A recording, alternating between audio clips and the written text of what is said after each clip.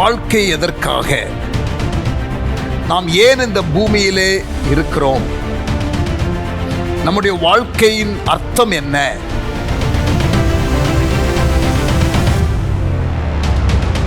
வாழ்க்கையின் அர்த்தத்தை அறிந்து வாழும் பொழுது வாழ்க்கை மிகவும் லகுவாகிவிடும். தேவையில்லாத காரியத்தில் நாம் சிக்கிக்கொள்ள மாட்டோம்.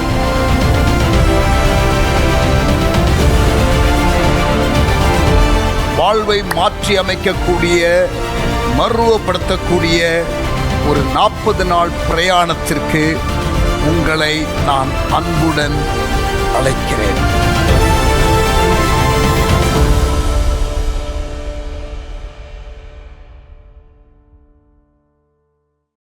Praise the Lord. Welcome to chapter 19. 19வது அத்தியாயத்திற்கு நாம் வந்திருக்கிறோம். இன்றைய தலைப்பு சமுதாய ஐக்கியத்தை உருவாக்குதல், கல்டிவேட்டிங் கம்யூனிட்டி. எப்படி ஒரு ஆரோக்கியமான ஒரு கிறிஸ்தவ சமுதாயத்தை உருவாக்குவது, ஒரு ஆரோக்கியமான ஒரு கிறிஸ்டியன் கம்யூனிட்டி எப்படி இருக்கும், அதிலே நம்முடைய பங்களிப்பு என்ன என்பதனை நாம் படிக்கப் போகிறோம். இரண்டாவது நோக்கமாகிய கிறிஸ்தவர்களின் பரஸ்பர உறவு, தி ஃபெல்லோஷிப் ஆஃப் பிலீவர்ஸ் என்ற காரியத்தில் இது 5வது நாளாக நாம் பார்க்கிற காரியங்கள். கல்டிவேட்டிங் கம்யூனிட்டி, சமுதாய ஐக்கியத்தை உருவாக்குதல். யாக்கோபு 1:18, James chapter 1 and verse 18 from the Message Bible. You can develop a healthy, robust community that lives right with God and enjoy its results, but only if you do the hard work of getting along with each other, treating each other with dignity and honor. தமிழ்ல அதை அப்படியே நான் சொல்லுகிறேன். நீங்கள் ஒருவரோடு ஒருவர் இணக்கமாக நடந்து கொண்டு ஒருவரை ஒருவர் மரியாதையுடன் கனம் பண்ணும் கடினமான வேலையை செய்தால் மட்டுமே நீங்கள் ஒரு ஆரோக்கியமான, உறுதியான சமுதாயத்தை வளர்க்க முடியும். அது தேவனுடன் இசைந்திருந்து அதனால் கிடைக்கும் பயன்களை அனுபவிக்கும். திருப்பி வாசிக்கிறேன் தமிழ்ல. ஆங்கிலத்தில் த மெசேஜ் என்ற டிரான்ஸ்லேஷன், இங்கிலீஷ் வசனத்தை தமிழ் அப்படியே நான் வாசிக்கிறேன். நீங்கள் ஒருவரோடு ஒருவர் இணக்கமாக நடந்து கொண்டு ஒருவரை ஒருவர் மரியாதையுடன் கனம் பண்ணும் கடினமான வேலையை செய்தால் மட்டுமே நீங்கள் ஒரு ஆரோக்கியமான, உறுதியான சமுதாயத்தை வளர்க்க முடியும். அது தேவனுடன் இசைந்திருந்து அதனால் கிடைக்கும் பயன்களை அனுபவிக்கும். இரண்டாவது, ஆக்ட்ஸ் 2:42, அப்போஸ்தலர் 2:42. They committed themselves to the teaching of the apostles, the life together, the common meal and the prayers. அவர்கள் அப்போஸ்தலர் உபதேசத்திலும் அந்யோன்யத்திலும் அப்பம் பிட்குதலிலும் ஜெபத்திலும் உறுதியாய் தரித்திருந்தார்கள். அவர்களுடைய பங்களிப்பை நீங்கள் அங்கே பார்க்கிறீர்கள். Community requires commitment. சமுதாயம் கட்டப்படுவதற்கு, உருவாக்கப்படுவதற்கு, ஆரோக்கியமான ஒரு கிறிஸ்தவ சமுதாயம் உருவாக்கப்படுவதற்கு அர்ப்பணிப்பு அவசியமானதாகும். பரிசுத்த ஆவியானவர்தான் அதை கொண்டு வர வேண்டும். ஆனால் நம்முடைய பங்களிப்பும் அதிலே இருக்கிறது. Only the Holy Spirit can create real fellowship between believers. But He cultivates it with the choices and commitments we make. நம்முடைய தெரிந்தெடுப்பும் நம்முடைய ஒப்புக்கொடுத்தலும் மிக முக்கியம். இந்த dual responsibility, இந்த 2 பேருடைய உத்தரவாதத்தை பவுல் எபேசியர் 4 அதிகாரம் 3 வசனத்திலே மிக நேர்த்தியாய் சொல்லுகிறார். நீங்கள் ஆவியானவர் மூலம் சமாதானமாக இணைக்கப்பட்டுள்ளீர்கள், ஆகவே இப்படியே தொடர சகல முயற்சியையும் எடுங்கள்.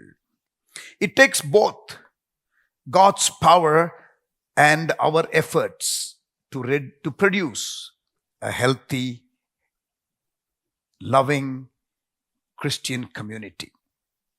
ஒரு ஆரோக்கியமான கிறிஸ்தவ சமுதாயம் உண்டாக்கப்படுவதற்கு ஆண்டவருடைய வல்லமையும் நம்முடைய ஒப்புக்கொடுத்தலும் equally important.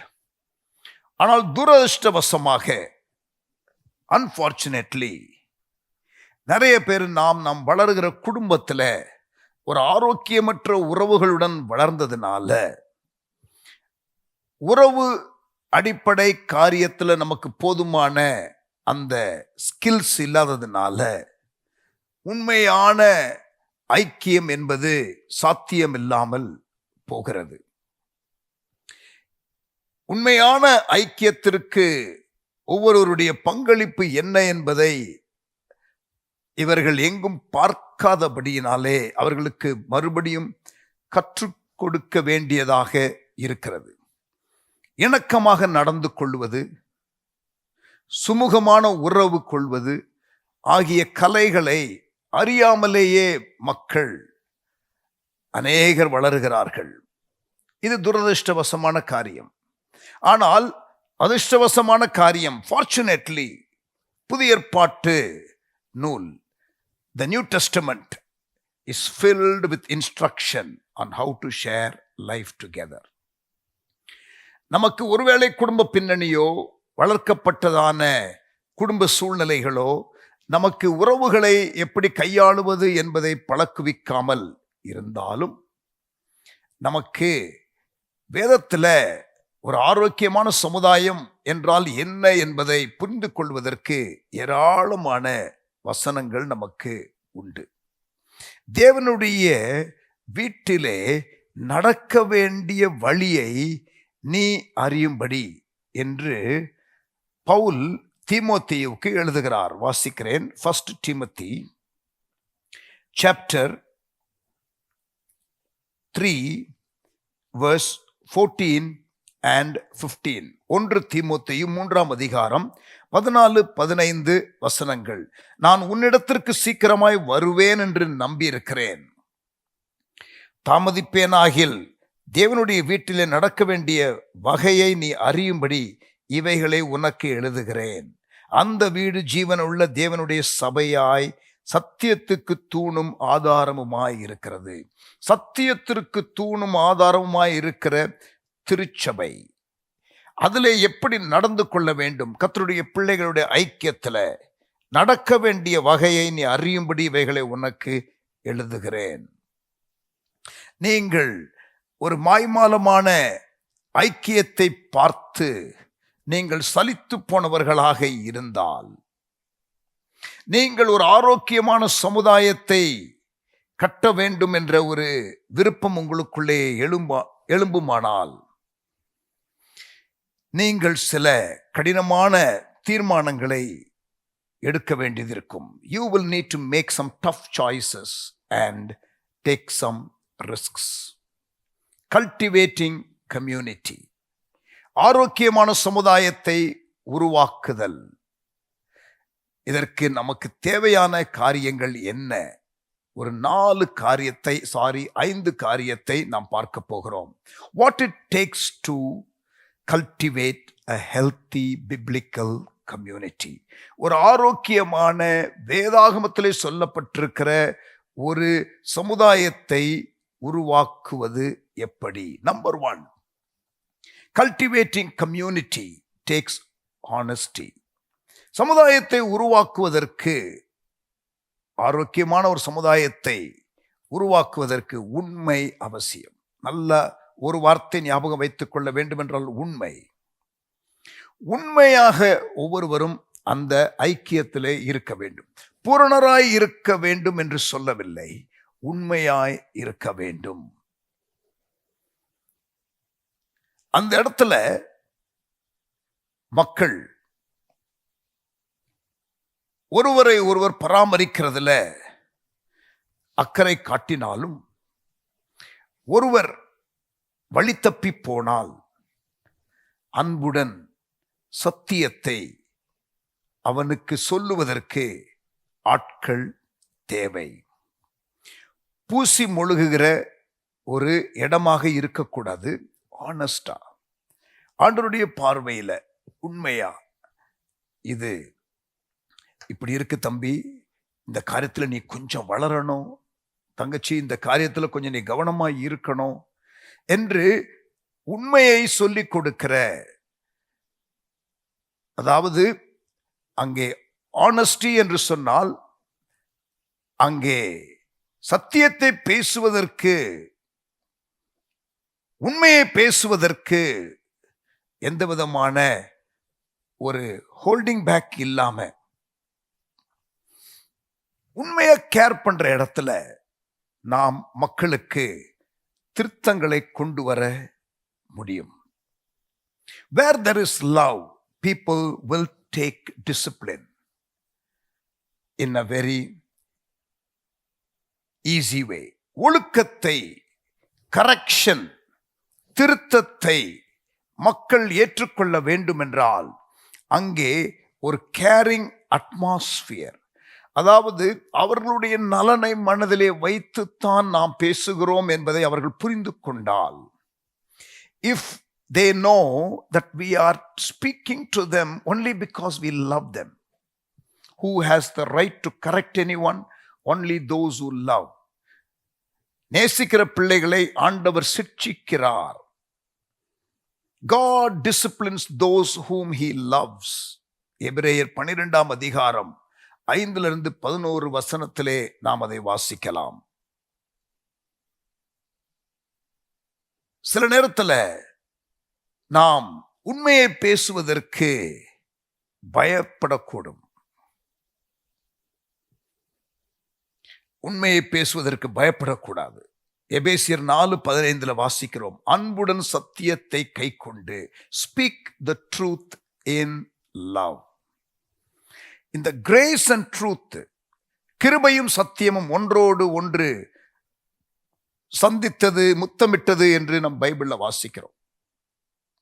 Grace and truth, கிருபையும் இருக்கணும், அந்த கேரிங் அட்மாஸ்பியரும் இருக்கணும், அந்த நேசம் இருக்கணும், அன்பு இருக்கணும், அவர்கள் மீது உண்மையான கரிசனை இருக்கணும். அப்பொழுது அவர்களை நம்ம திருத்துவதற்கு நமக்கு அதிகாரம் உண்டு. இந்த எபிரேயர் 12ஆம் அதிகாரம் எடுத்துக்கொள்ளுங்கள். Hebrews chapter 12 verse 5-11. எபிரேயர் 12ஆம் அதிகாரம் 5 வாசிக்கிறேன். அன்றியும் என் மகனே, கர்த்தருடைய சிட்சையை அற்பமாய் எண்ணாதே, அவரால் கடிந்து கொள்ளப்படும் போது சோர்ந்து போகாதே. கர்த்தர் எவனிடத்தில் அன்பு கூறுகிறாரோ அவனை அவர் சிட்சித்து, பாருங்க, அன்பு செலுத்துகிறவர்கள் தான் சிட்சிக்கிறதற்கு அதிகாரம் உண்டு. தாம் சேர்த்துக் கொள்ளுகிற எந்த மகனையும் தண்டிக்கிறார் என்று பிள்ளைகளுக்கு சொல்லுகிறது போல உங்களுக்கு சொல்லியிருக்கிற புத்திமதியை மறந்தீர்கள். நீங்கள் சிட்சையை சகிக்கிறவர்களாய் இருந்தால் தேவன் உங்களை புத்திரராக எண்ணி நடத்துகிறார். தகப்பன் சிட்சியாத புத்திரன் உண்டோ? எல்லாருக்கும் கிடைக்கும் சிட்சை உங்களுக்கு கிடையாதிருந்தால் நீங்கள் புத்திரராய் இராமல் வேசியின் பிள்ளைகளாய் இருப்பீர்களே. அன்றியும் நம்முடைய சரீரத்தின் தகப்பன்மார்கள் நம்மை சிட்சிக்கும் போது அவர்களுக்கு நாம் அஞ்சி நடந்திருக்க, நாம் பிழைக்கத்தக்கதாக ஆவிகளின் பிதாவுக்கு வெகு அதிகமாய் அடங்கி நடக்க வேண்டும் அல்லவா? அவர்கள் தங்களுக்கு நலமென்று தோன்றினபடி கொஞ்ச காலம் சிட்சித்தார்கள். இவரோ தம்முடைய பரிசுத்தத்திற்கு நாம் பங்குள்ளவர்களாகும்படி நம்முடைய பிரயோஜனத்திற்காகவே நம்மை சிட்சிக்கிறார். எந்த சிட்சையும் தற்காலத்திலே சந்தோஷமாய் காணாமல் துக்கமாய் காணும், ஆகிலும் பிற்காலத்தில் அதில் பழகினவர்களுக்கு அது நீதியாகிய சமாதான பலனை தரும். Discipline where there is love. சமுதாயம், ஆரோக்கியமான ஒரு சமுதாயம் உருவாவதற்கு முதலாவது தேவையான காரியம் அங்கே ட்ரூத், அங்கே உண்மை, அங்கே ஆனஸ்டி. நீதிமொழிகள் 24:26, Proverbs 24:26, நேர்மையான பதில் உண்மையான சிநேகத்திற்கு அடையாளமாக இருக்கின்றது. நேர்மையான பதில் உண்மையான சிநேகத்திற்கு அடையாளமாக இருக்கின்றது. கலாத்தியர் 6:1-2 மூத்த விசுவாசிகள், Galatians chapter 6:1-2, சகோதரரே, ஒருவன் யாதொரு குற்றத்தில் அகப்பட்டால் ஆவிக்குரியவர்களாகிய நீங்கள், வளர்ந்த விசுவாசிகளாகிய நீங்கள் சாந்தமுள்ள ஆவியோடே அப்படிப்பட்டவனை சீர்பொருந்த பண்ணுங்கள். நீயும் சோதிக்கப்படாதபடி உன்னை குறித்து எச்சரிக்கையாய் இரு. ஒருவர் பாரத்தை ஒருவர் சுமந்து இப்படியே கிறிஸ்துவனுடைய பிரமாணத்தை நிறைவேற்றுங்கள். The grown up believers to help the weaker believers. கலாத்தியர் 6:1-2. மேலோட்டமா, சூப்பர்ஃபிஷியலா நாம் இருக்கக்கூடாது. Don't be afraid of conflict. அங்கே ஒரு முரண்பாடு கருத்து உண்டாகும் என்று பயப்பட வேண்டாம். சத்தியத்தை அன்புடன் பேசுகிற ஒரு இடம். சில நேரத்தில் அப்படி ஒரு சலசலப்பு வரும் பொழுது, ஒருவருடைய அந்த டீவியேட்டட் பாத்தை கரெக்ட் பண்றதற்கு ஒரு எஃபர்ட் எடுக்கும் பொழுது, அங்க சில ரியாக்ஷன்ஸ் வரும் பொழுது, அங்க திடீரென்று ஒருவர் வருவார், mister don't rock the boat. ஐயோ, கொஞ்சம் அப்படியே நீங்க நல்லா தானே போயிட்டு இருந்துச்சு, ஏன் போட்டு குழப்புறீங்க? குழப்பல. பிரச்சனை இருக்கிற இடத்துல அன்புடன் பேசும் நபர்கள் வேண்டும். அதை தடுத்து நிறுத்துகிற சிலர் வருவார்கள். They jump in and they try to smoothen the ruffled feathers, but the issue isn't resolved. அங்கே underlying frustration இருக்கும். அங்க ஒரு சமாதானம் இருக்காது. எல்லாருக்கும் தெரியும் பிரச்சனை இருக்குன்னு, ஆனா யாரும் ஓப்பனா பேச மாட்டாங்க.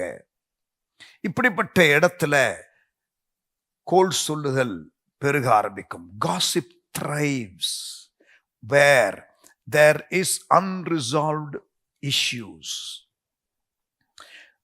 அங்க ஓப்பனா உட்கார்ந்து பேசி மனந்திறந்து இந்த காரியத்தை அந்த குரூப்புக்குள்ளேயே பேசி இருந்தால், இது தேவையில்லாமல் வெளியிலே இந்த நியூஸ் போக வேண்டிய அவசியமில்லை.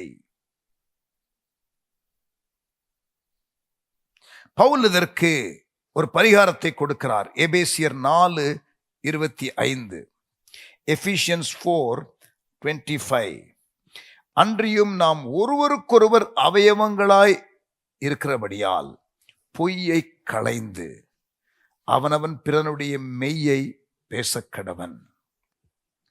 அந்த சூப்பர்ஃபிஷியல், மேலோட்டமான உண்மையான சூழ்நிலைக்கு போகாமல் அப்படியே ஸ்டேட்டஸ்கோ மெயின்டைன் பண்றது அல்ல. இஷ்யூ இருந்தா டீல் பண்ணணும். Tell the truth. No more lies, no more pretence. உண்மையான ஐக்கியம், ரியல் ஃபெலோஷிப். திருமண வாழ்க்கையில, நட்புல, திருச்சபையில உண்டாக வேண்டும் என்றால், உண்மையான ஐக்கியம் உருவாவதற்கு there must be openness, frank sharing. அங்க உண்மை இருக்கணும், சத்தியம் இருக்கணும். அங்கே மற்றவர்கள் இந்த இடத்துல பிரச்சனை இருக்கும் பொழுது டீல் பண்ணுவார்கள் என்ற ஆரோக்கியமான ஒரு பயபக்தி இருக்கணும். ஸ்டாண்டர்டை நம்ம குறைக்க கூடாது. சமாதானம் வேண்டும் என்பதற்காக நாம் பிரச்சனைகளை சுமூகமாக நாம் வைத்துக் கொள்ள வேண்டும் என்பதற்காக நாம் மூடி மறைக்க கூடாது. Unless issues are dealt with, we cannot cultivate community. இருக்கிற பிரச்சனைகள் தீர்க்கப்படாவிட்டால் நமக்கு தொடர்ந்து பிரச்சனைகள் இருக்கும். ஒரு ஆரோக்கியமான சமுதாயம் உண்டாகாது. ஒரு ஆரோக்கியமான சமுதாயம் உண்டாக, ஒரு பிப்ளிக்கல் ஹெல்த்தி கம்யூனிட்டி உண்டாக முதலாவது தேவைப்படுகிறது ஆனஸ்டி. நீதிமொழிகள் 28:23, Proverbs 28 and verse 23.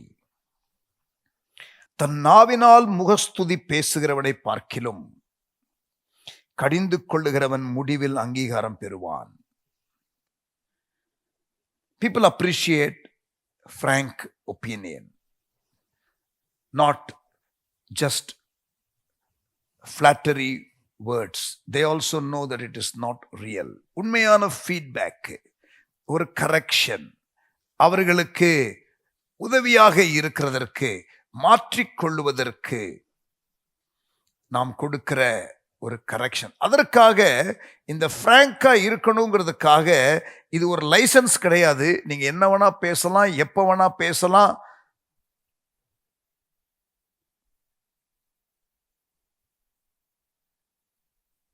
எங்க வேணா பேசலாம், எப்ப வேண்டுமென்றாலும் பேசலாம், எதை வேண்டுமென்றாலும் பேசலாம் என்று கிடையாது.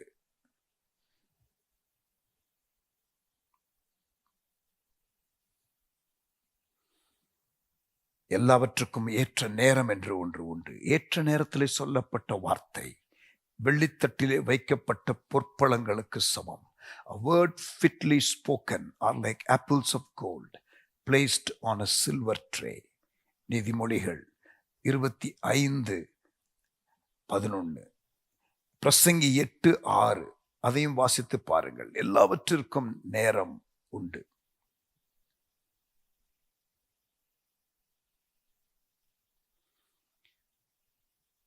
நாம் சபையிலே, சபை குடும்பத்திலே, நம்முடைய கேர் செல்ல இருக்கிற மக்களோடு கூட நாம் பேசணும். ஆனால் பட்சமாய் பேசணும்.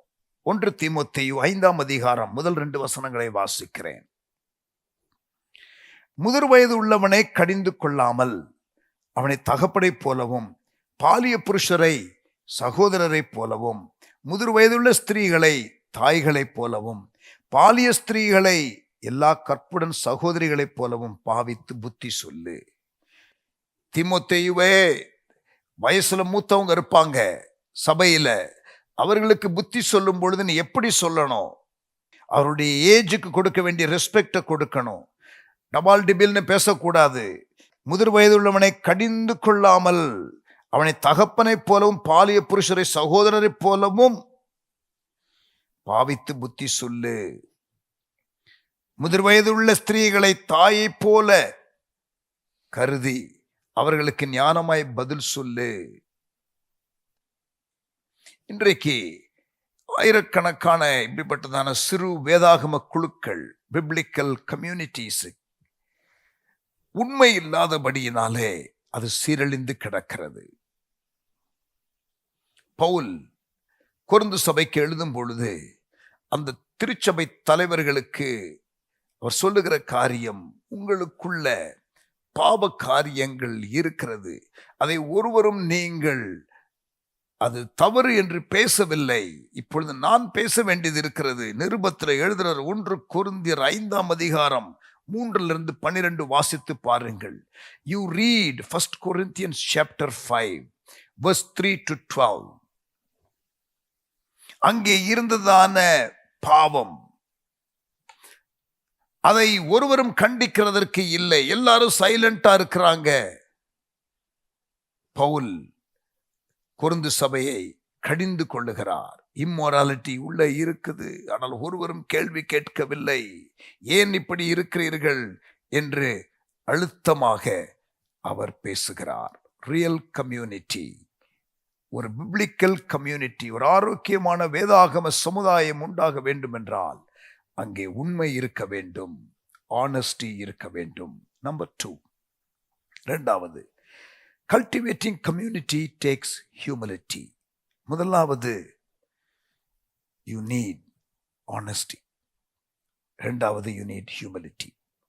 சமுதாயத்தை உருவாக்குவதற்கு தாழ்மை அவசியம். தன்னை முக்கியமானவனாக நினைத்து பிடிவாத பெருமை, கர்வம் ஆகியவைகள் கொண்ட நபர்கள் அதிகம் இருந்தால் அந்த பராமரிப்பு குழுவிலே ஒரு ஆரோக்கியமான ஒரு சமுதாயம் உண்டாகாது. Self importance or stubborn pride, it will destroy fellowship faster than anything else. ஏனென்றால் அந்த பெருமை உள்ளவர்களுக்கு தேவன் எதிர்த்து நிற்கிறார், அவர்களுக்கு கிருபை இருக்காது. தாழ்மை உள்ளவர்களுக்கு தான் தேவன் கிருபை கொடுக்கிறார். Pride builds walls between people. Humility builds bridges between people. தாழ்மை மக்களுக்கிடையே பாலத்தை உண்டாக்குகிறது, ஆனால் பெருமையோ நடுச்சுவரை எழுப்புகிறது. தாழ்மை என்பது ஒரு ஆயில் போல, ஒரு கிரீஸ் போல, ரொம்ப ஸ்மூத்தா எல்லாவற்றையும் கொண்டு போவதற்கு எளிதாக இருக்கும். தாழ்மையை தரித்துக் கொள்ளுங்கள் என்று பவுல் சொல்லுகிறார் 1 பேதுரு 5:5. The proper dress for fellowship is a humble attitude. ஒரு உடையை தரித்துக் கொள்வது போல நீங்கள் தாழ்மையை தரித்துக் கொள்ளுங்கள் என்று 1 பேதுரு 5:5 பவுல் சொல்லுகிறார். பேதுரு சொல்லுகிறார். அதே வசனத்துல நீங்க பாருங்க, அதுல பெருமை உள்ளவர்களுக்கு தேவனை எதிர்த்து நிற்கிறார், தாழ்மை உள்ளவர்களுக்கு கிருபை அளிக்கிறார் என்ற அதே வசனத்துல தாழ்மையை தரித்துக் கொள்ளுங்கள் என்ற அதே வசனத்துல இருக்கிறது. Pride blocks grace in our lives. நம்முடைய வாழ்க்கையில கிருபையை போக்கடிக்கிற ஒரு காரியம். தேவன் எதிர்த்து நிற்கிறாராம், பெருமை உள்ளவர்களுக்கு தேவன் எதிர்த்து நிற்கிறாராம். அப்படின்னா நாம் தேவனுக்கு எதிராக இருக்கிறோம். opposing God. That is a dangerous position. அது சமுதாயத்தையும் சீரழிக்கும், நமக்கும் கிருபையை அது விலக்கி வைக்கும். தாழ்மை ரொம்ப அவசியம். தாழ்மையை எப்படி வளர்த்துக் கொள்வது? How to develop humility in practical ways in a small group. ஒரு சிறு குழுவில் தாழ்மையோடு நாம் இருக்கிறது என்றால் என்ன? உங்களுடைய பலவீனத்தை ஒத்துக்கொள்ளுங்கள். மற்றவர்களுடைய பலவீனத்திலே நீங்கள் பார்த்தாலும் பொறுமையாய் நிதானமாய் கையாளுங்கள். உங்களை திருத்துவதற்கு யாராவது முயற்சி எடுத்தால் அதற்கு விட்டு கொடுங்கள். உங்க மேல ஸ்பாட்லைட் இருக்கிறத நீங்கள் எப்பொழுதும் அதை தடுத்து விடுங்கள். செல்ஃப் போக்கஸ்டா இருக்காதீங்க. உங்கள் மேல கவனம் வந்தாலும் அதை அப்படி திருப்பி விட்டுருங்க. தாழ்மையை தரித்துக் கொள்ளுங்கள். தாழ்மை என்றால் என்ன? Humility is not thinking less of yourself. It is thinking of yourself less. திருப்பி சொல்றேன். Humility is not thinking less of yourself. It is thinking of yourself less. தமிழ்ல சொல்லட்டுமா? நன்றாக புரியும். தாழ்மை என்பது உங்களை பற்றி தரைக்குறைவாக எண்ணுவது அல்ல, உங்களை பற்றியே நினைப்பதை குறைப்பது, பிறரை அதிக நேரம் நினைப்பது. திருப்பி சொல்றேன். தாழ்மை என்பது உங்களை பற்றி தரைக்குறைவாக நீங்கள் எண்ணுவது இல்லை, மாறாக உங்களை பற்றியே நினைப்பதை குறைப்பதுதான் தாழ்மை. பிறரை அதிகம் நினைப்பதுதான் தாழ்மை. Humility is not thinking less of yourself. It is thinking of yourself less. ரோமர் 2ஆம் அதிகாரம் 12ஆம் அதிகாரம், Romans chapter 12 and verse 16. ரோமர் 12:16. ஒருவரோடு ஒருவர் ஏக சிந்தை உள்ளவர்களாய் இருங்கள், மேட்டிமையானவைகளை சிந்தியாமல் தாழ்மையானவர்களுக்கு இணங்குங்கள், உங்களையே புத்திமான்கள் என்று எண்ணாதிருங்கள். பிலிப்பியர் 2 அதிகாரம், Philippians chapter 2 வசனம் 3-4. ஒன்றையும் வாதினாலாவது வீண் பெருமையினாலாவது செய்யாமல் மனத்தாழ்மையினாலே ஒருவரை ஒருவர் தங்களிலும் மேன்மையானவர்களாக எண்ணக் கடவீர்கள். அவனவன் தனக்கானவைகளை அல்ல, பிறனுக்கானவைகளை நோக்குவானாக. இதுவே கிறிஸ்து இயேசுவில் இருந்த சிந்தை. தாழ்மையை தரித்துக் கொள்ள வேண்டும். சமுதாயத்தை உருவாக்குவதற்கு, ஹெல்த்தி கம்யூனிட்டியை கல்டிவேட் பண்ணுவதற்கு, ஆரோக்கியமான வேதாகம சமுதாயத்தை, அடிப்படை சமுதாயத்தை, அந்த பேசிக் கம்யூனிட்டியை பில்ட் பண்ணுவதற்கு தாழ்மை அவசியம். முதலாவது உண்மை அவசியம், இரண்டாவது தாழ்மை அவசியம், மூன்றாவது கல்டிவேட்டிங் கம்யூனிட்டி டேக்ஸ் courtesy. உண்மையான வேதாகம சமுதாயத்தை உருவாக்குவதற்கு நற்பண்பு அவசியம், மரியாதை, ரெஸ்பெக்ட் அவசியம். நான் வேற, நீங்க வேற, but we have respect for each other. எங்களை விருத்த சேதனம் உள்ளவர்களுக்கு ஆண்டவர் அழைத்தார். பேதுரு, யாக்கோபு, யோவான் சொல்லுகிறார்கள், பவுல் பர்னபாவின் இடத்துல, நீங்கள் விருத்த சேதனம் இல்லாதவர்களுக்கு கர்த்தர் உங்களை அழைத்தார். நாங்கள் உங்களுக்கு வலதுகரத்தின் ஐக்கியத்தை கொடுக்கிறோம். we give you the right hand of fellowship. உங்க மேல தேவ கிருபை இருக்கிறது. எங்களுடைய அழைப்பு வேற, உங்க அழைப்பு வேற, but we recognize you, respecting our differences, being considerate of each other's feelings. ஒருவருடைய உணர்வை நாம், எந்த நபருடைய உணர்வையும் நாம் அசட்டை பண்ணக்கூடாது. நம்மை இரிட்டேட் பண்ணுகிற நபரையும் நாம் பொறுமையுடன் சகித்துக் கொள்ளுதல். ரோமர் 15:2. பிறருடைய சந்தேகங்கள், பயங்கள் ஆகியவற்றை அறிந்து அவைகளை நமது பாரமாக சுமக்க வேண்டும். ஒரு respect their feeling, respect their emotions. உண்மை இருக்கணும், தாழ்மை இருக்கணும், ஒரு மரியாதை இருக்கணும்.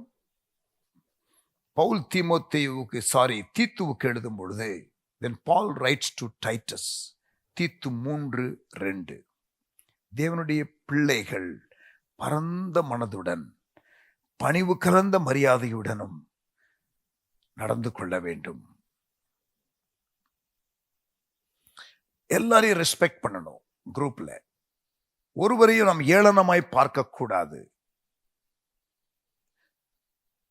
Healthy biblical community should extend courtesy to everyone. ஆனால் உண்மை என்ன தெரியுமா? எந்த ஒரு ஸ்மால் குரூப்லையும் ஒரு தலைவலி பிடிச்ச ஆள் இருப்பான். குறைந்தபட்சம் ஒரு ஆள் இருப்பாங்க, 2-3 இருக்கவும் வாய்ப்புண்டு. There will be some people who constantly irritate others. They have irritating mannerism. அவர்களுக்கு மற்றவர்களை பாதிக்கக்கூடிய சில அவர்களுடைய பழக்கங்கள், poor social skills, deep insecurities, பாதுகாப்பற்ற உணர்வு, இமோஷனலா உணர்வு ரீதியில் பாதிக்கப்பட்டவர்கள், இப்படி மக்கள் கேர்செல்ல இருக்கலாம். எல்லாருக்கும் தேவைகள் இருக்கிறது. ஆனால் ஒரு சில டஃப் கேரக்டர் உள்ள இருப்பாங்க. இதை ரிக் வாரன் அவர்கள் EGR கேட்டகரி மக்கள் என்று சொல்லுகிறார். What is EGR? Extra grace required. இவர்களை சமாளிக்கிறதற்கு நமக்கு இன்னும் கூடுதலாக கிருபை தேவை. EGR பீப்புள் ஒரு குரூப்ல நீங்க இருந்தீங்கன்னா, நீங்க சீக்கிரத்துல கண்டுபிடிச்சிருவீங்க. ஒரு சில வாரங்களுக்குள்ளாகவே யார் அந்த குரூப்ல இஜிஆர் கேட்டகரி பர்சன். ஒரு 3 வாரம் ஆகியும் நீங்கள் யார் என்று கண்டுபிடிக்காவிட்டால் அநேகமாக அந்த நபர் நீங்கள் தான். இவர்களை தேவன் ஒரு சமுதாயத்திற்குள்ளே வைத்திருப்பதற்கு காரணம் அவர்களுடைய நன்மைக்காகவும் நம்முடைய நன்மைக்காகவும். அவர்களுக்கும் வளர்ச்சிக்கு வேண்டிய சூழ்நிலை தேவைப்படுகிறது. நமக்கும் நம்முடைய ஐக்கியத்திற்கு ஒரு பரீட்சை தேவைப்படுகிறது. ஒரு குடும்பத்துல அந்த பிள்ளை எப்படி இருக்குதோ, ஸ்மார்ட்டா இருக்குதோ, மக்கு பிள்ளையா இருக்குதோ, அழகா இருக்குதோ, அழகு இல்லாமல் இருக்கிறதோ, தாளந்து உடைய பிள்ளையாக இருக்கிறதோ அல்லது தாளந்து இல்லாத பிள்ளையாக இருக்கிறதோ, எப்படி இருந்தாலும் குடும்பத்தின் பிள்ளை என்றால் குடும்பத்தின் பிள்ளைதான். அப்படிப்பட்ட நபர்களை நம்முடைய குடும்பத்தில் we defend and we protect our family members. நம்முடைய குடும்பத்திலே உள்ள நபர் கொஞ்சம் வித்தியாசமான ஆளாய் இருந்தாலும், ஒரு கடினமான ஆளாய் இருந்தாலும், நாம் அந்த குடும்பத்திலே இருக்கிற நபருக்காக நாம் போராடுவோம். சரிதானே? அப்படித்தான் பராமரிப்பு குழுவில் இஜிஆர் கேட்டகரியில இருக்கிற மக்கள் இருப்பார்கள். irritating mannerisms, poor social skills, deep insecurities, பாதுகாப்பற்ற ஒரு உணர்வு, மற்றவர்களை பாதிக்கக்கூடிய பிஹேவியர்ஸ், எல்லாரையும் போல பேசக்கூடிய ஆற்றல் இல்லாமல் தவிக்கிறவர்கள். ரோமர் 12:10 மறுபடியும் வாசிக்கிறேன். சகோதர சிநேகத்திலே ஒருவர் பட்சமாயிருங்கள், கனம் பண்ணுகிறதிலே ஒருவருக்கொருவர் முந்திக் கொள்ளுங்கள். உண்மை என்ன தெரியுமா? நம்ம எல்லாருக்குமே சில பழக்க வழக்கங்கள், மற்றவர்களை இரிட்டேட் பண்ணுகிற பழக்க வழக்கங்கள் இருக்கும். அந்த இஜிஆர் கேட்டகரியை விட்டுருங்க.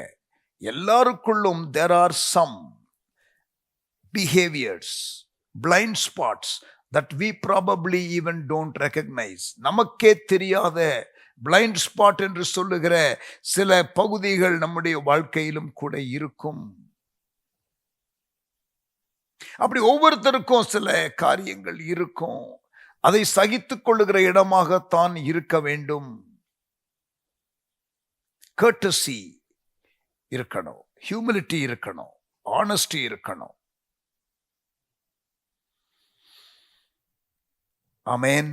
உள்ள இருக்கிறவர்கள் எப்படிப்பட்டதான உணர்வுகளோடு இருக்கிறார்கள் என்பது அல்ல ஆரோக்கியமான ஐக்கியத்தை நிர்ணயம் செய்வது.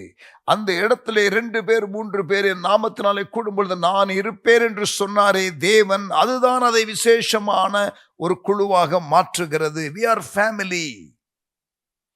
தேவா, நான் எதனால் விசேஷித்தவன்? உம்முடைய சமூகம் எங்களுக்கு முன்பதாக போகிறதுனால் தானே. சமூகம் இல்லை என்று நீ சொன்னால் நாங்கள் புறப்பட்டு போவதில்லை என்று மோசே சொன்னானே.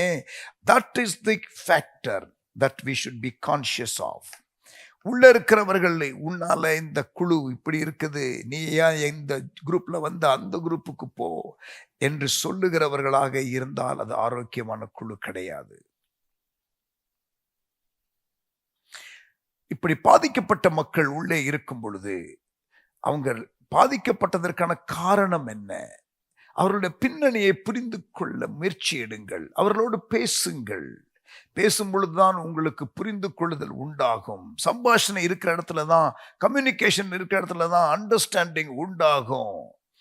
அப்பொழுது உணர்வீர்கள், இவ்வளவு பிரச்சனையா? அப்படி இருந்து இவ்வளவு தூரம் அவர் கடந்து வந்திருக்கிறாரா? ஏன் இன்னும் வளரலங்கிற கேள்வியை விட்டுட்டு இவ்வளவு தூரம் கடந்து வந்திருக்கிறாரே என்று மெச்சிக்கொள்ளுகிற ஒரு எண்ணம் உண்டாகும்.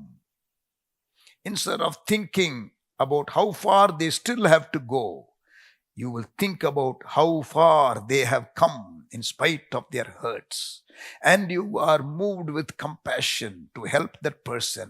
நீங்கள் மனதுருக்கத்தினாலே அந்த நபருக்கு உதவி செய்ய யோசிக்கிறீர்கள். அது ஆரோக்கியமான சமுதாயம். ஒருவர் உணர்வை பகிர்ந்து கொண்டால், ஒருவர் தன்னுடைய கவலையை பகிர்ந்து கொண்டால், சந்தேகத்தை பகிர்ந்து கொண்டால், அவர்களுடைய உணர்வுகள் எதையாயிலும் பகிர்ந்து கொண்டால், அவர்கள் மனம் திறந்து பேச இடம் கொடுங்கள். Allow them to feel free to share. Don't judge them immediately. அவர்கள் பேசுகிற காரியத்தை வைத்து அவர்கள் யார் என்று எடை போடாமல் இருங்கள். அவர்களை புரிந்து கொள்வதற்கு உதவியாய் இருக்கிறதற்காக அதை பயன்படுத்திக் கொள்ளுங்கள். அவர்கள் சொன்ன காரியத்தை ஹார்ட் டு ஹார்ட், அந்த போரிங் டைம் இருக்கும் பொழுது நன்றாக நேரத்தை கொடுத்து புரிந்து கொள்ளுங்கள். ஓ, என்னுடைய சகோதரனுக்கு இப்படிப்பட்ட ஒரு பிரச்சனை இருக்கிறது என்பதை புரிந்து அவனுக்காக பாரப்படுகிற ஒரு காரியம். இவன் இப்படிப்பட்டவன், இவனை சேர்க்கக்கூடாது, இவன் வந்தால் நமக்கும் பாதிப்பு வரும், அப்படி நினைக்க கூடாது. You are there to serve, you are there to give, you are there to bless others. Healthy biblical community, ஆரோக்கியமான வேதாகம ஐக்கியம் உண்மையிலே அது வளரும். தாழ்மை இருக்கிற இடத்துல அது வளரும். மரியாதை, ரெஸ்பெக்ட் இருக்கிற இடத்துல அது வளரும். நாலாவதாக, கல்டிவேட்டிங் கம்யூனிட்டி டேக்ஸ் கான்ஃபிடென்ஷியாலிட்டி. சமுதாயத்தை உருவாக்குவதற்கு நம்பகத்தன்மை அவசியம். ஒரு பாதுகாப்பு சூழலாக அது இருக்கிறதா? அன்புடன் நம்மை ஏற்றுக்கொள்ளுகிற ஒரு இடமா? நம்பகத்தன்மை உள்ள ஒரு இடமா என்ற கேள்வியை எழுப்புவார்கள் கேர்செல்ஸுக்கு முதலாவது வருகிறவர்கள். அப்படிப்பட்ட ஒரு பாதுகாப்பான சூழல், ஒரு சேஃப் என்வாயர்மெண்ட், அப்படிப்பட்ட ஒரு வார்ம் அக்செப்டன்ஸ் இருக்கிற ஒரு இடம், அப்படிப்பட்ட ஒரு ட்ரஸ்டட் கான்ஃபிடென்ஷியாலிட்டி இருக்கிற இடம் இருந்தால் மக்கள் தைரியமாக மனம் திறந்து அவர்கள் தங்களுடைய ஆழமான உணர்வுகளை பகிர்ந்து கொள்வார்கள். வேதனை இருந்தால், கசப்பு இருந்தால், இப்படி எனக்கு கசப்பா இருக்குது, இவரை குறித்து இந்த காரியத்திலிருந்து வெளியில வர விரும்புகிறேன், முடியல, எனக்காக ஜெபம் பண்ணுங்க, திஸ் இஸ் குட். ஐயோ, இப்படிப்பட்ட ஆளா, இப்படிப்பட்ட எண்ணம் உடையவரா, அதை நீங்கள் எடுத்து வெளியில கொண்டு போவதற்கு அல்ல. கான்ஃபிடென்ஷியாலிட்டி, நம்பகத்தன்மை. What is shared in the group must remain in the group. குழுவிலே ஷேர் பண்ணப்பட்ட காரியம் அந்த குழுவை விட்டு வெளியில போகக்கூடாது. அது வெளியில ஜெபக்குறிப்பு என்ற பேர்ல அந்த நியூஸை வெளியில கொண்டு போக கூடாது. If that person is not comfortable, இதை பிறரிடத்துல ஷேர் பண்ணலாமா ஜெபத்திற்கு என்று கேளுங்கள். அவருடைய சம்மதம் இல்லாமல் அதை பிரேயர் ரிக்வெஸ்டா வெளியில ஃபிளாஷ் பண்ணாதீங்க.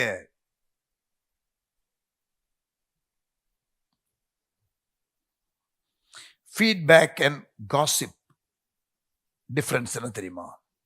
அதாவது இங்க பாருங்க, ஒரு கேர்செல்ல ஒரு பிரச்சனை இருக்குது, வெளியில சொல்லக்கூடாது, கான்ஃபிடென்ஷியாலிட்டி என்று நான் சொல்லும் பொழுது சர்ச் லீடருக்கு தெரியாம மூடி மறைக்கிறது கிடையாது.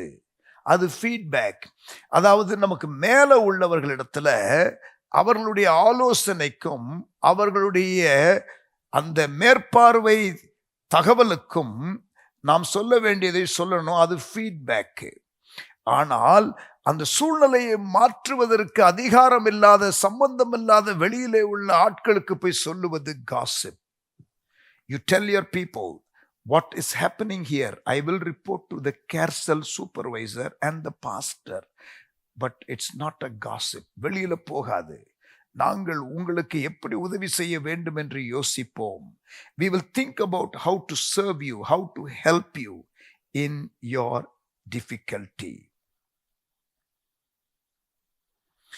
இந்த கான்ஃபிடென்ஷியாலிட்டின்னு சொல்றதுனால நாம யாரையும் பாவத்திலே இருக்கிறவர்களை அந்த பாவத்தை மூடி மறைக்கிறதற்கு அல்ல, அதை டீல் பண்ணுவதற்கு நம்ம நேரம் எடுத்துக்கொள்ளணும். பட் அதை வெளியிலே சொல்லி திரியக்கூடாது. God hates gossip. நீதிமொழிகள் 16:28. நீதிமொழிகள் 16:28.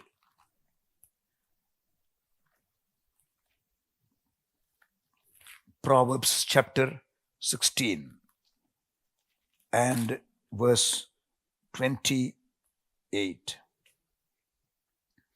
மாறுபாடு உள்ளவன் சண்டையை கிளப்பி விடுகிறான், கோள் சொல்லுகிறவன் பிராண சிநேகிதரையும் பிரித்து விடுகிறான்.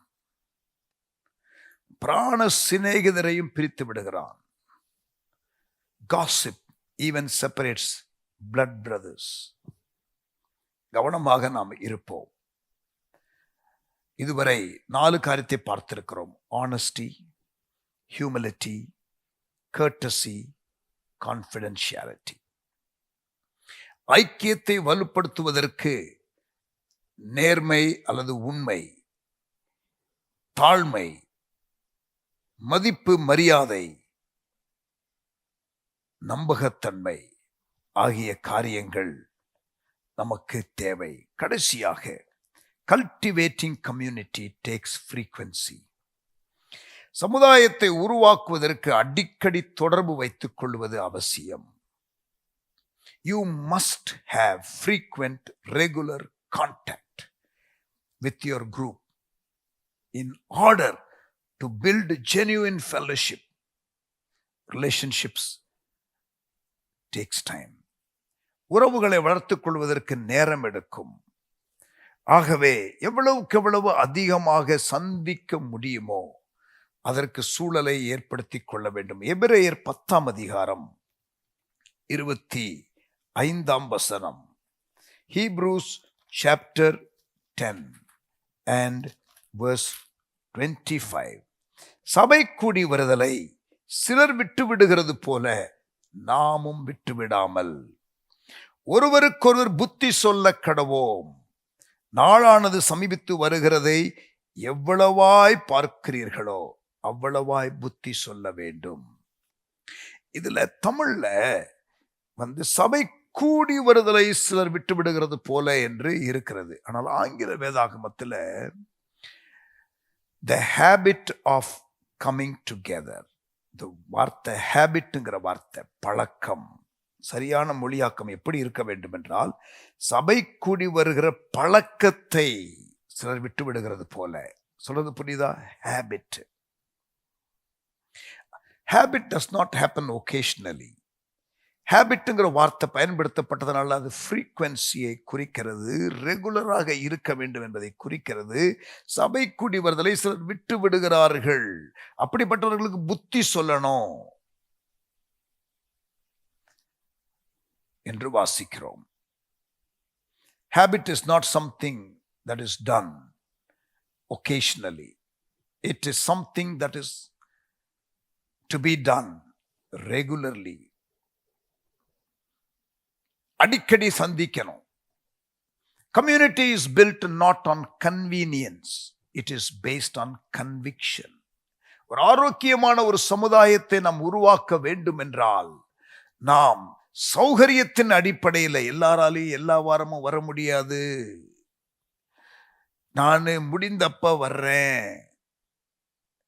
when I feel like coming I will come.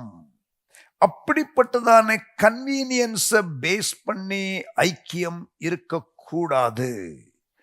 Conviction அடிப்படையில் நான் அங்க இருக்கணும், என்னுடைய ஆவிக்குரிய வளர்ச்சிக்கு இது முக்கியமான இடம் என்ற மனப்பான்மையோடு வருகிறவர்கள் வர வேண்டும். ஆதி திருச்சபையில அப்போஸ்தலர் 2:46 அவர்கள் ஒருமனப்பட்டவர்களாய் தேவாலயத்திலே அனுதினமும் தரித்திருந்து வீடுகள் தோறும் அப்பம் பிட்டு மகிழ்ச்சியோடும் கபடமில்லாத இருதயத்தோடும் போஜனம் பண்ணி. It was a daily fellowship. The first Christians met together every day. Fellowship requires an investment of time. வேதாகம ஐக்கியம் என்று நாம் சொல்லும் பொழுது அதற்கு நேரம் நாம் கொடுக்க வேண்டும். Fellowship requires an investment of time. நீங்க ஒரு குரூப்ல அங்கம் வகிக்கிறவர்களாக இருந்தால் நீங்கள் இந்த 9 காரியத்தை வேதாகமத்திலிருந்து இருக்கிறதா என்று பார்த்துக் கொள்ளுங்கள். இன்றைக்கு நாம் படித்த இந்த 5 காரியங்கள் நேற்று நாம் படித்த 4 காரியங்கள். Yesterday we looked at 4. Authenticity, mutuality, sympathy, mercy. 4 காரியம். இன்றைக்கு honesty, humility, courtesy, confidentiality, frequency. மொத்தம் 9 காரியங்களை நாம் இதுவரை பார்த்திருக்கிறோம். நீங்கள் ஒரு குழுவிலே அங்கம் வகிக்கிறவர்களாக இருந்தால் ஒரு உடன்படிக்கை பண்ணிக்கொள்ளுங்கள். அந்த கேர்சல்ல உள்ள எல்லாரோடும் நீங்கள் ஒரு உடன்படிக்கை பண்ணிக்கொள்ளுங்கள். இந்த 9 காரியத்தை நாம் கடைபிடிப்போம் என்று. It might be a very good idea to be able to share these 9 things with the carousel, with the small group, and tell them, shall we make a covenant with God? தேவனோடு கூட ஒரு உடன்படிக்கை, நமக்கு ஒருவரோடு ஒரு உடன்படிக்கை, இந்த காரியத்தில் நம்ம கமிட்டடா இருப்போம்னு 9 காரியம். அதை கோர்வையாக சொல்லுகிறேன், எளிதாக புரிந்து கொள்கிற விதத்திலே சொல்லுகிறேன். போன சாப்டர்ல நாம் படித்த 4 காரியங்கள் இந்த நாளிலே நாம் படிக்கிற இந்த 19வது சாப்டரினுடைய 5 காரியங்கள், மொத்தம் 9 காரியங்கள். ஒவ்வொன்றாக பார்க்கலாம். Number 1, we will share our true feelings. நம்முடைய உண்மையான உணர்வுகளை நாம், நம்முடைய நிஜ ரூபத்தை நாம் மறைக்காமல், முகமூடி இல்லாமல் காட்டலாம். authenticity. முதலாவது we will share our true feelings. இரண்டாவது, we will encourage each other. mutuality, பரஸ்பர உறவு. authenticity, உண்மை, வேஷம் போடாத ஒரு நிலை. mutuality, பிறர் நலனை கன்சிடர் பண்ணி, அவர்களுக்கு நான், எனக்கு அவர்கள் என்ற அந்த mutuality. we will encourage each other. we will not only share our true feelings, நம்முடைய உண்மையான உணர்வுகளை மறைக்காமல், மாய்மாலம் பண்ணாமல் பகிர்ந்து கொள்ளுதல், நிஜ ரூபத்தை காட்டுவதிலே எந்த விதமான தயக்கம் இல்லாத ஒரு ஓப்பன் ஷேரிங் இருக்கிற இடம், பிறரை ஊக்குவிக்கிற ஒரு இடம். we will encourage each other, we will share our true feelings. அந்த கமிட்மெண்ட்ல எழுதி கொள்ளுங்கள். Number 3, we will support each other. நாம் ஒருவரை ஒருவர் அனுதாப உணர்வுடன் தாங்குவோம். அவர்களுடைய பிரச்சனைகளை கேட்டு அறிந்து கொள்ளுவோம். அவர்களுக்காக ஜெபிப்போம். அனுதாப உணர்வு கொள்ளுவோம். அழுகிறவர்களோடு அழுவோம். சிரிக்கிறவர்களோடு சிரிப்போம். அவர்களுடைய நல்லது கெட்டது, அவர்களுடைய வாழ்க்கையில் நடக்கிற நன்மை தீமை எல்லாவற்றிலும் நாமும் கலந்து கொள்ளுவோம்.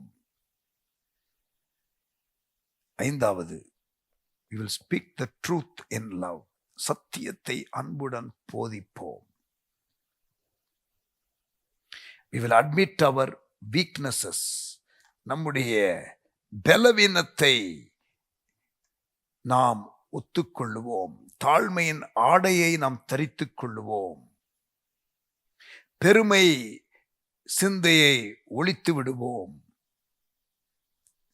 we will admit our weaknesses.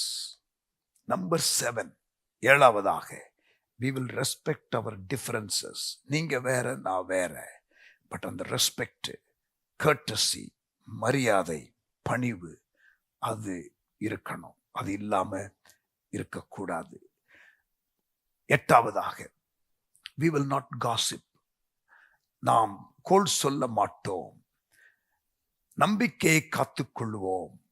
இந்த குரூப்ல ஷேர் பண்ணது இந்த குரூப்ல மட்டும்தான் இருக்கும்.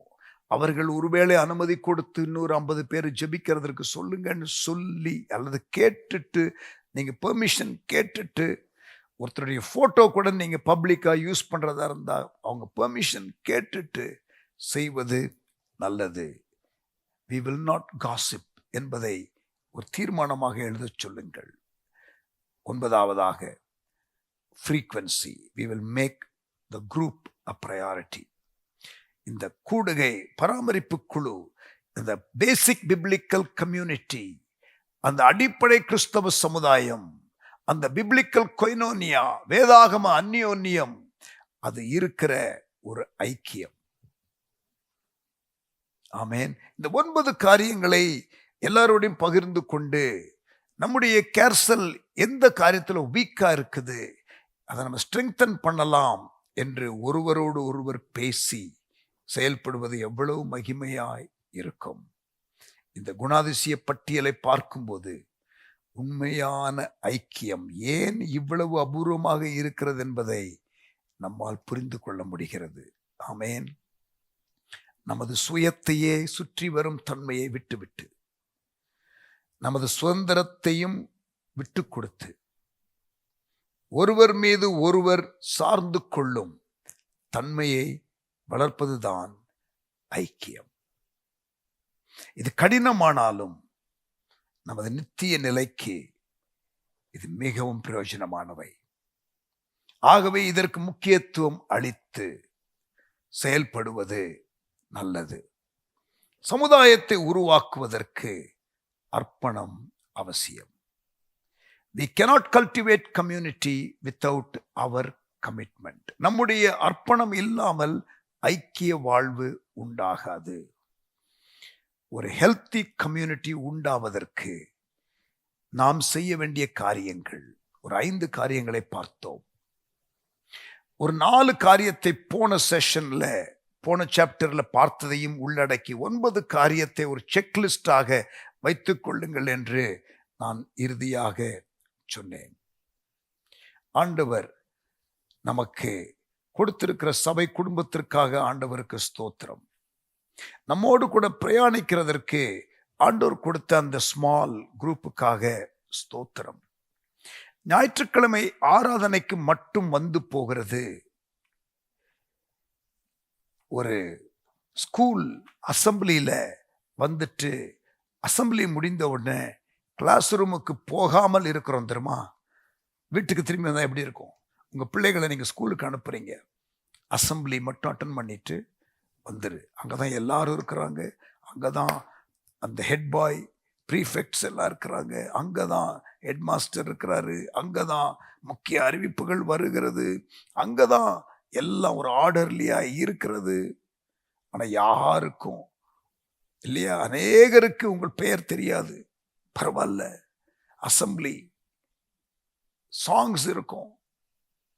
எல்லாம் முடிஞ்சதுக்கு அப்புறம் வீட்டுக்கு போகலான்னு சொன்னா, வீட்டுக்கு அனுப்பி வச்சா நீங்க உங்க பிள்ளைய அங்க அனுப்புவீங்களா? இல்லை இல்லை. என்னதான் அசம்பிளி டைனாமிக்ஸ் பவர்ஃபுல்லா இருந்தாலும், முக்கிய அறிவிப்புகள் வெளியிடுகிற இடமாக இருந்தாலும், அசம்பிளி இருந்தாலும் அந்த அசம்பிளி முடிஞ்சதுக்கு அப்புறம் கிளாஸ் ரூமுக்கு போயிடணும். Real place. உங்களை முகமுகமாய் பார்த்து பேசுகிறவர்கள், உங்களுக்கு அருகில இருந்து உங்களுக்கு டீச் பண்ணுகிற ஆசிரியர், உங்களை கோச் பண்ணுகிற ஒரு மூத்த அனுபவம் உள்ள ஒரு நபர், உங்களை பரீட்சைக்கு ஆயத்தப்படுத்துகிற நபர், உங்களுடைய கேள்விகளுக்கெல்லாம் பதில் சொல்லக்கூடிய ஒரு நபர், இதுதாங்க கேர்சல். Where people know you by your name. கிளாஸ்ல எல்லார் பேரும் தெரியும், ஸ்கூல்ல எல்லார் பேரும் தெரியாது.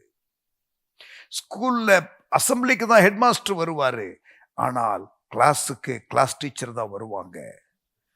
அசம்பிளியில் இருக்கிற மேடையில் இருக்கிற ஆட்கள் ஒருவேளை உங்களுக்கு கேர்சலுக்கு வரமாட்டாங்க. சீனியர் பாஸ்டர் ஒருவேளை மேடையில் இருக்கிறவர், வர்ஷிப் லீடர் ஒருவேளை அந்த மேடையில் இருக்கிறவர் ஞாயிற்றுக்கிழமை ஒருவேளை கேர்சலுக்கு வரமாட்டாரு.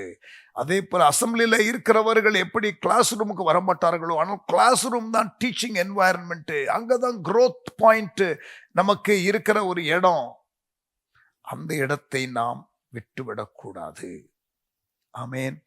அசம்பிளி இட்ஸ் குட்,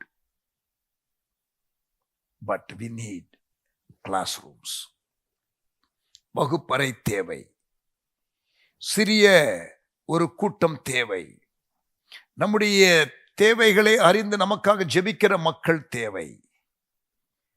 அதை குறித்து மிக தெளிவாக இந்த நாளிலே படிக்கும்படி ஆண்டவர் கிருபை பாராட்டினார்.